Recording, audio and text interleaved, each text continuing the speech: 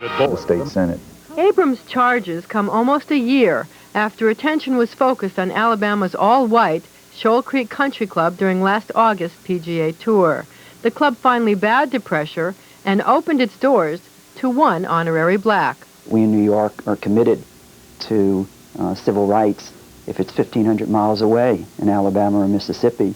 But in our own backyard, we still have not been able to make that commitment a reality. New York City passed a law 3 years ago prohibiting discrimination at private clubs. But here in Westchester County, that's not the case. Management at Scarsdale's Quaker Ridge Golf Club tell us they have no restrictions on membership. Yet of more than 200 members, none are black. A stone's throw away at the exclusive Winged Foot, where Donald Trump, Giants owner Wellington Mara, and ABC's Roone Arledge, among others, belong, women as well as blacks were not welcome as full members until just a month ago. Only membership there is filled. In fact, of 21 Westchester clubs that cooperated with a poll by the New York Times last month, 11 said they had no black members, 3 said they had 1, and 3 said they had 2. More than a dozen more clubs refused to respond. Now you're getting into a very, very ticklish situation. You know, it's well known that you have to be from the right part of Europe to be a member of Quaker Ridge. The Attorney General's bill could be the beginning of the end of that kind of thinking. The bill has passed the state assembly several times since 1980, but not once in a decade has it made it through the Senate. This could be why. Albany's Fort Orange Club is and has been host to many high-ranking members of the state legislature. Fort Orange, until 2 years ago, would not accept women as members. Fort Orange today has no blacks. The bill could be taken up by the Senate as soon as next week, but after 10 years of disappointment, Abrams' optimism could be a bit premature. Michelle? What have other states done about this problem? Well, you know, in Kansas, they were almost forced to push through the same bill that New York is grappling with because the golfer Tom Watson quit the Kansas City Country Club that he'd been a member of for years because they refused to admit H&R Block, Henry Block, because he's Jewish, and Watson's wife is also Jewish, so he quit, even though he'd spent his whole professional career playing there. The result was that the Kansas legislature passed through the bill. But critics say that states shouldn't have to respond to such high-pressure cases in order to get this kind of legislation passed. Marcia, thank you. Okay. Well, if the New York City Council has its way, you might have to start paying out more of your hard-earned money in sales taxes. Sales tax is currently 8.25%. Under this new monetary raising plan, it would jump 0.5% to 8.75%. Now, to make the proposed hike a little more palatable, the council would exempt the first $75 of all clothing purchases. Many New Yorkers like the sound of that. Okay, let him raise it. Would you buy more stuff? Probably. It'd be less at the register. Probably we get more people coming in because they see they don't have to pay so much taxes. Because they do complain about it. 8.25 is very high. Council officials hope the lower sales tax for clothing would help steal some business back from New Jersey, which does not tax clothing at all.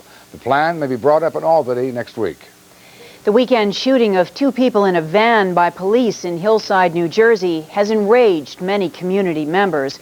Over the past week, protesters have mobilized, demanding that the police be prosecuted. But as Channel 2's Brian Williams reports, a lawyer for the cops says there's a lot more to the story than meets the eye. It happened during the pre-dawn hours Sunday when a stolen van crashed into a Hillside, New Jersey police cruiser following a 10-mile chase. A hail of gunfire followed, some say because police heard a shot or saw a gun barrel flash from the van. When it was over, police bullets had killed 2 young people from Newark, a 16-year-old girl who was 5 months pregnant, and a 20-year-old man. 3 other teenagers were hit and wounded. We're not going to take it anymore. Since then, there have been protests, including this one last night. One activist already dubbed the killings the Hillside Massacre and is out for murder convictions for the cops, at a time when both sides are waiting to fill in the many missing pieces. The attorney for a lot of the police officers involved says he's frustrated by a lot of things, the press coverage of the incident, the protests, and by the fact that he can't talk about a lot of what he knows. It's not yet on the public record. His defense of the police officers, though, is categorical. Look at the facts that you have. The police officers here didn't steal a van. The police officers here didn't commit any robbery. The police officers here didn't attempt to run over some civilian, like the civilians attempted to run over a police car with a police officer in it. We didn't do this. The other side did this. Authorities said police found a starter's pistol in the van after the shootings and that could account for the officers thinking they were being fired upon.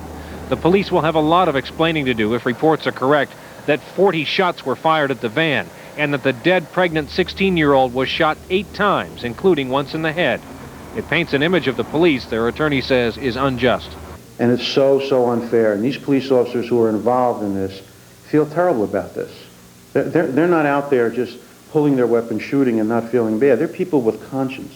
And as to the rest of the evidence, the attorney claims will back up the police case in this. He says we'll know before too long. It could take, though, 30 days.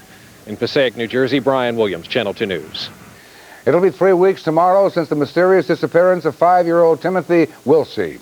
And today the search for the little New Jersey boy got some financial help from his classmates. Timothy's mother says he disappeared from her side during a carnival in Sayreville.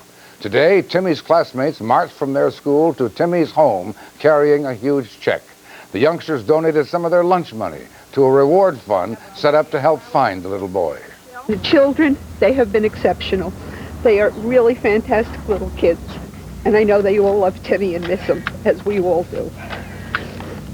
Thank you. Thank you, everybody. Today, Farmland Dairies of Wallington said it will put Timothy's picture on hundreds of thousands of milk cartons sold in the metropolitan area. A not guilty plea from a man charged with a 6-year-old Bronx murder tops our Metro briefs tonight. Raymond Canario was arraigned today, charged with the 1985 murder of Mabel Wayne. The 85-year-old woman loved watching murder trials and was a popular fixture at the Bronx courthouse. Using a fingerprint, police tracked Canario to a North Carolina jail last month and brought him to New York this week. New York City officials have issued a deadline now to a group of homeless people. About 20 people living under the West Side Highway at 72nd Street have until tomorrow evening to pack up and move out. Officials want the area cleared because the state is beginning a $61 million renovation project on the West Side Highway between 57th and 72nd Streets. And police tonight are looking for 2 men who robbed a priest at gunpoint, making off with thousands of dollars from a Manhattan church. The priest was forced to open a safe and hand over $70,000 at St. Francis of Assisi Church in Chelsea. Part of the money would have gone toward running a soup kitchen at the church. And men who pay for sex from hookers are being put on notice in one Long Island community. If they're caught, their wives are going to know about it. As correspondent Vic Miles reports, anti-prostitution activists in Gordon Heights are sending out letters letting wives in on their husband's little secret. Gordon Heights, a community in Long Island, 98% African American with roots out of Harlem in the 20s.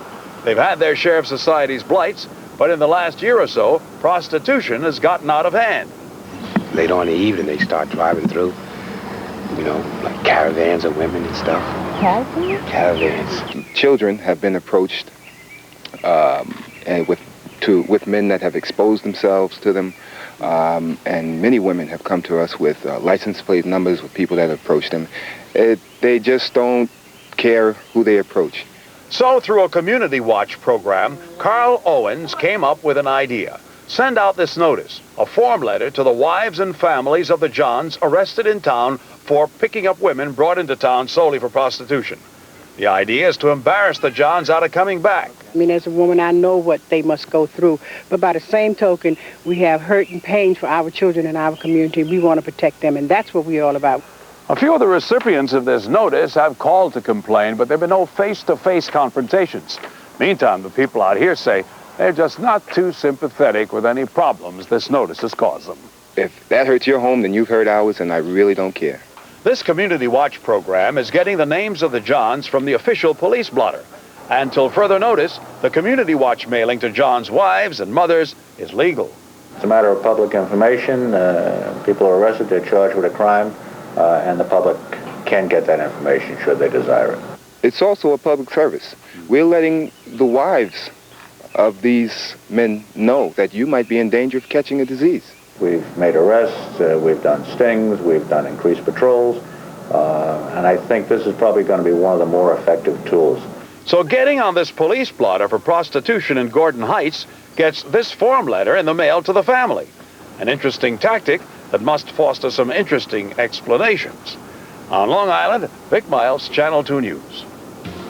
The end of a medical mission in space. Coming up tonight, the Space Shuttle Columbia returns to Andrews Air Force Base and will have the final leg of its journey.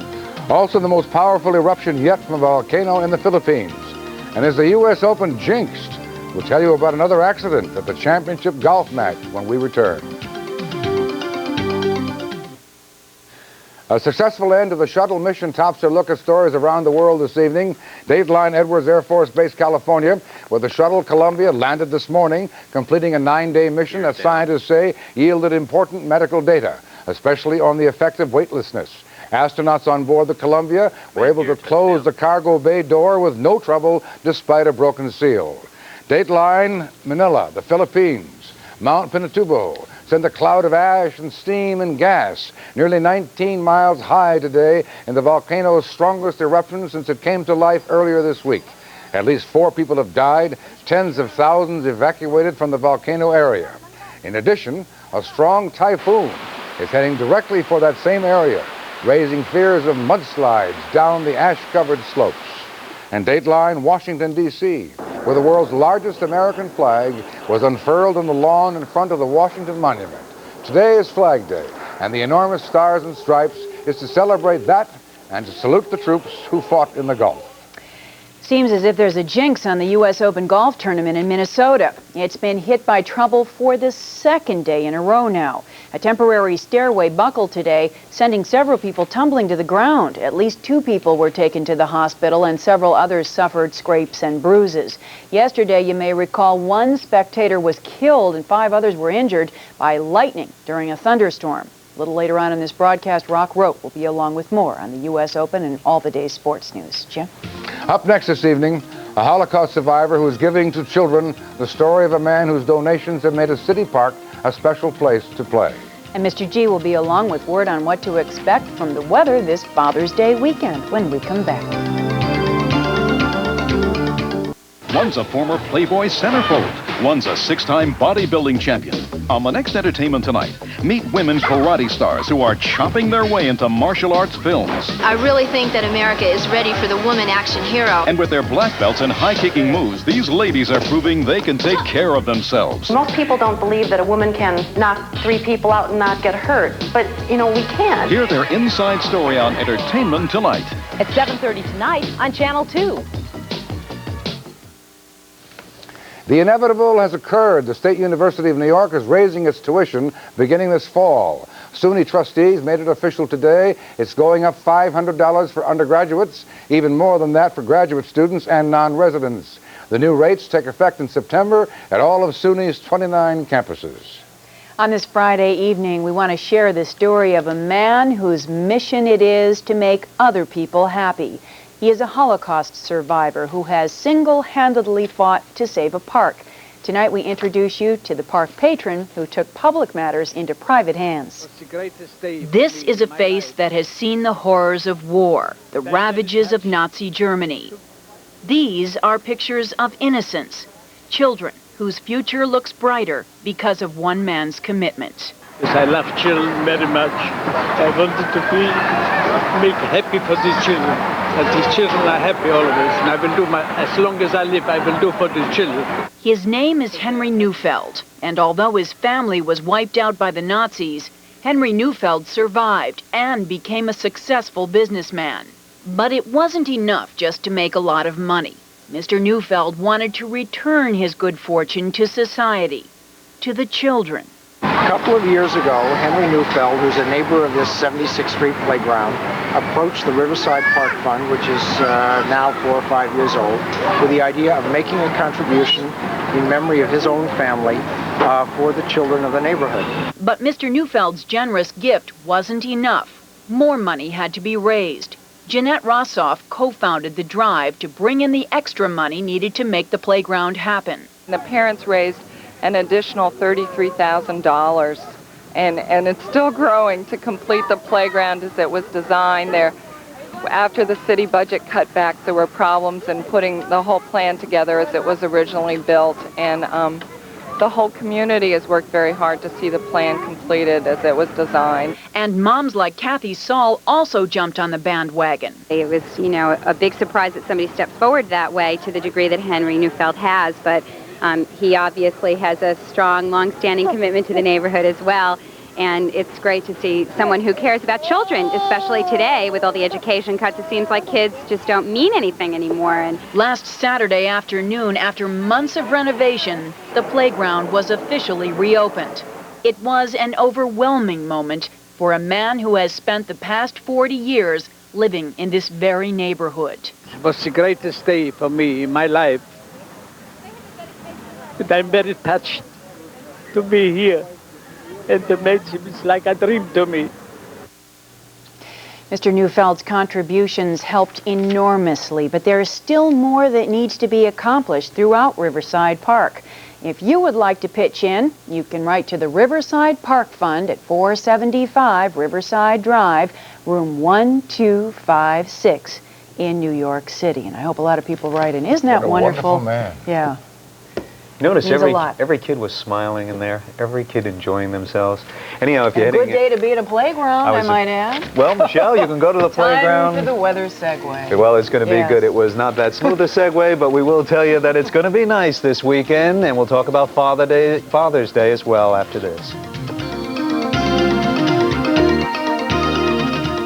All right, as Dad's Day gets closer and closer, we're getting ready to give you a fairly good-looking forecast, and we'll explain why we use the word fairly. The Hamptons in at 72, Edison in at 82, humidity 31, southeast 7, barometer right now is beginning to fall. For us, the big story right now is onset. Look at the clear skies from Pennsylvania across all the way to the middle Atlantic states. We are looking very nice, and with high pressure dominating, southwesterlies in our direction. Temperatures tomorrow will be in the upper 80s, and then the leading edge of a cold front comes closer and closer, and the bottom line is hazy and hot and humid, and there is the risk of scattered showers, and that will be on Father's Day. The best chance of scattered showers will be late in the day. So it goes like this. Starting with tonight, clear, temperatures between 60 and 65, Long Island near 60, and looking ahead to tomorrow, temperatures tomorrow will be in the upper 80s. It will be a humid day on the partly sunny skies. Your 5-day forecast, risk of a scattered shower thunderstorm on Sunday and Monday.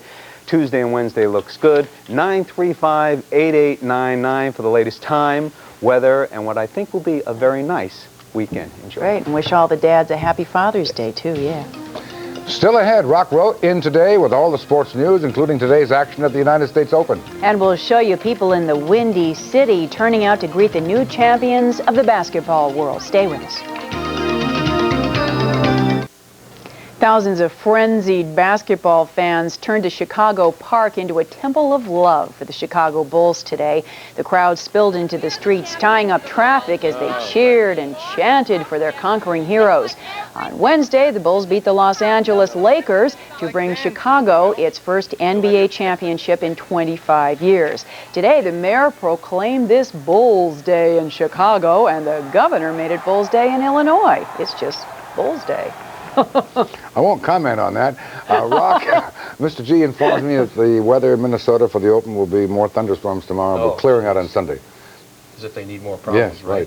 I mean, a lightning strike yesterday, then a collapsing bleacher today. Pro golfers continue to play on in the seemingly jinxed U.S. Open at Minnesota. About the only luck you could find was on the golf course with the golfers. Nolan Hankey getting a fortunate roll here on the 13th from the trap, explodes out, look headed for the other side of the green, but no, hits the flag, goes in for the birdie. Hankey with a sheepish grin. Finishes at -6. Later in the day, on number 11, Scott Simpson came within one stroke of the leaders, Corey Pavin and Payne Stewart, with this nice birdie putt to go to -6. Stewart right now in the clubhouse at -7. Pavin still on the course, tied with him also at 7 under par. There will be no luck for the Great White Shark as Greg Norman had to withdraw from the tournament today with a bad back. Both local baseball teams coming out on the losing end last night. First stop, Shea Stadium, where the Braves handed the Mets their 4th loss in 5 games. Mets blowing an early 2-0 lead. Magadan with a double here over Otis Nixon's glove. That scores Vince Coleman all the way from second base. Have McReynolds in the outfield doing his defensive thing in the ball game. Watch the line drive off the bat of Greg Olson. McReynolds on the run, dives, belly flops, makes the catch. Later, Mack at the bat. Otis Nixon gets in on the act, playing way off the line. Had to run a country mile for this baby. All the way to the corner, leaping catch, foul territory, makes the catch, hits the wall. and keeps control. In the fourth, Mets pitcher Wally Whitehurst makes one of his few mistakes. Sid Bream sends it deep to right, a two-run shot that gave Atlanta a 3-2 advantage. Then in the eighth, with Coleman on first and no outs, the Mets miscommunicate. A steal sign was misread for the hit and run by coach Mike Cubbage. The result, Coleman dead out after a lame swing by Magadan, ending any chance of a threat. 3-2 the final score as the Mets try to get back on track against the Astros tonight at Shea. Yankees have quickly gone from the bash unit to the mash unit. Mike Witt may soon join fellow pitchers Pascual Perez and Dave Island on the injured list. Last night against the streaking Twins, Witt didn't last an inning. With one out, Minnesota's Ken Herbeck comes through with a two-run double off the left field wall as the Twins scored 4 in the first. Witt, still feeling pain in that shoulder of his, had to leave the game with only 1 out in the inning. He is definitely questionable. Later in the game, Chili Davis connects with the first of 2 home runs for him in the game. That is number 13 and 14, putting him 1 back of Henderson with the Oakland A's. The Bombers wanted to lose it 10-3 as Minnesota runs their win streak to 12 in a row. Bombers at Texas tonight. So you think the life of a sportscaster is easy, huh? Full of calm interviews with athletes, right? Yeah. Well, check out the scene recently in San Diego when interviewer Rod Luck rubbed sports author William Kushner the wrong way. You'll go one step beyond to sell a book and put maybe a ball player's name and his reputation and his occupation in jeopardy. You know, Rod, I'm going to tell you something. This is the end of it. I had it the other day out on the course. Hang on. Drop it me out. I told you the other day, what? We were going to get into this. Brought up that state of... Isn't that true? Isn't it true? Don't think you got an answer to that last one. In tennis, the United States continues to roll along in the Davis Cup action today. Both Americans, Brad Gilbert and Johnny Mack, coming out winners to give the U.S. a 2-0 lead over Spain. Thomas Carnabanel would prove to be no match for McEnroe. John would dispose of him easily 6-3, 6-2, 6-1. Mack now an incredible 55-9 in Davis Cup play. I'm rocking that sports. And instead of trying to break up the fight, the crew made the right decision and shooting. Keep shooting, right. Right. That's Channel News at 6. I'm Jim Jensen. I'm Michelle Marsh. See you at 11.